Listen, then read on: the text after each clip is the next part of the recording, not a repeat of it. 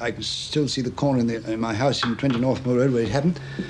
I got an enormous pile of exam papers there, and marking school examinations in the summertime is an enormous, very laborious, and unfortunately also boring. And I remember picking up a paper and actually finding, I nearly gave an extra mark for it, extra 5 marks actually. There was one page on this particular paper was left blank. Glorious. Nothing to read, so I scribbled on it, I can't think why. In a hole in the ground there lived a hobbit.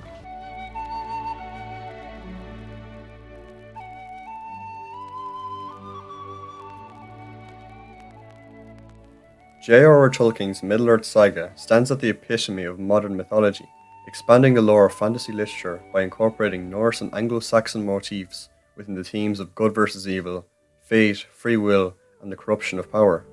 Through the historical acclaim of these classic novels and the critical success of Peter Jackson's cinematic adaptation, there is no denying that these mythological tales continue to resonate with new generations.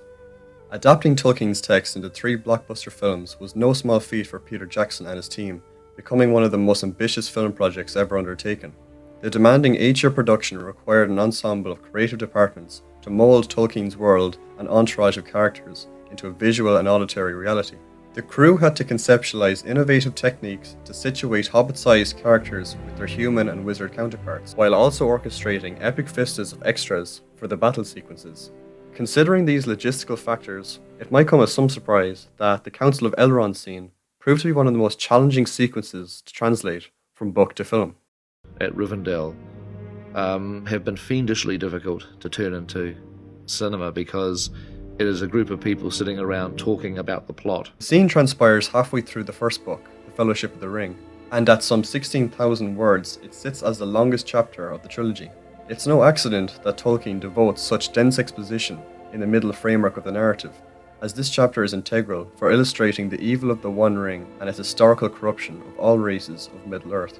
At this point in the story, the hobbit Frodo has delivered the One Ring to Rivendell, a sanctuary of the elves, where Elrond, the Lord of Rivendell, has summoned a company of elvish, dwarvish, human, and hobbit representatives to discuss the fate of the ring. In what reads as a calm, contemplative piece, Tolkien neglects the literary philosophy of show don't tell in favour of heavy expositional dialogue, whereby the characters provide a backdrop for the legacy of the ring. Upon reading the text, you need not look beyond the setting of the council to notice the parallels with other mythological tales. The company's attendance at the meeting is not too dissimilar from the imagery associated with Arthurian legends. Many Tolkien scholars have drawn comparisons between the likeness of King Arthur with that of Aragorn and Frodo, and the juxtaposition between the Holy Grail and the One Ring. Both narratives marry the relationship between character and personified symbolism to communicate the moral that power, if acquired selfishly, is a force of self-destruction. Tolkien was perhaps most inspired by Norse and Anglo-Saxon mythology. Particular epic tales of influence include Beowulf, Sir Gawain the Green Knight, and the story of Advernot, the cursed magic ring. These fantasy stories accumulate into the imagery and thematic motifs that Tolkien proceeded to explore in his own epic tale, journeyed through the likes of elves, dwarves, dragons, and orcs, revised iterations of past mythical creatures. Through this ensemble of fantasy races, we return to the Council of Elrond chapter, where Tolkien describes not only the lore of the ring, but also elaborates upon the history of the human, dwarven, and elven kingdoms. The density of this lore is significant for conceptualizing the stakes of the narrative, and with respect to this, Peter Jackson's adaptation repurposes the exposition for an epic prologue at the beginning of the film, recentering the council sequence solely upon the character dynamics. Screenwriters Fran Walsh and Philippa Boyens prioritize character over exposition, and through this principle, we observe the humanity of the Fellowship by eliminating the interference of insignificant side characters. To emphasize this development, Peter Jackson employs an effective use of close-ups, which reveal the nuances of every emotion and serves as a cinematic device to heighten the escalating tension between the council members. This moment of suspense introduces us to the core group of characters and reveals their conflicting personality traits. Theatrical blocking also helps to dramatize this event, with the human warrior Boromir initially towering over the company, asserting the pride of his kingdom of Gondor and expressing his short-sighted desire to possess the One Ring.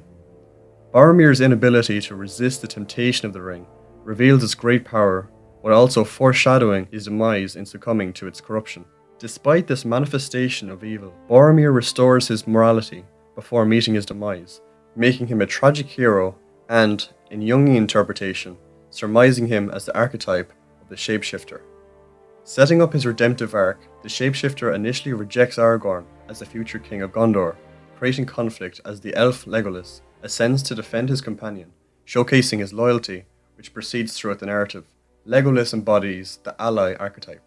The dwarf warrior Gimli joins in as a force of conflict, displaying a reckless and quarrelsome disposition as he dismisses Legolas's advice for destroying the ring. His remarks establish a cultural dispute between elves and dwarves, and provides a dramatic juxtaposition for his character arc over the course of the journey, when he grows a friendship with Legolas, making him too an archetypal ally. The wizard Gandalf personifies the wise old man archetype, mediating the council discussion while keeping a watchful eye on Boromir's eager fixation on the ring.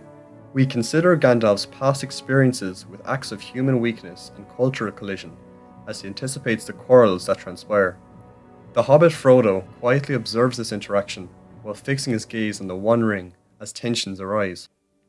Peter Jackson used this conflict between races to suggest the downfall of Middle-earth, condensing this dramatic conviction within a single, powerful image where Frodo sees the reflection of the council decimate under the influence of Sauron. This suggests that their demise will be a construct of their own making, alluding to the self-destruction motif featured in Norse and Arthurian mythology.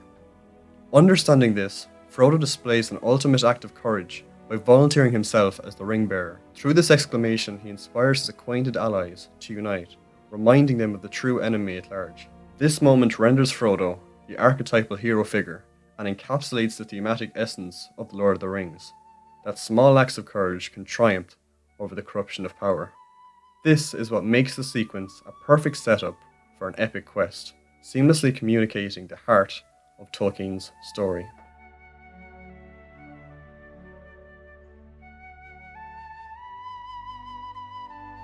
But in the face of the most appalling danger, he struggles on and continues, and wins through. But that seems, well, I thought it was more like an allegory of the human race.